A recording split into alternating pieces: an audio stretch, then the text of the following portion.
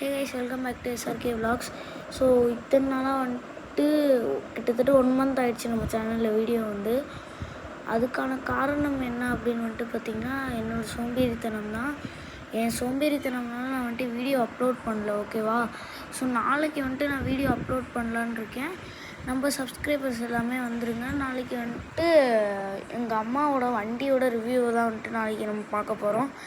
So அதுக்கு முன்னாடி வந்துட்டு பார்த்திங்கன்னா, நம்ம ராயல் என்ஃபீல்டோட வீடியோ வந்துட்டு பார்த்திங்கன்னா 300K வியூஸ் வந்துட்டு பார்க்க போகுது.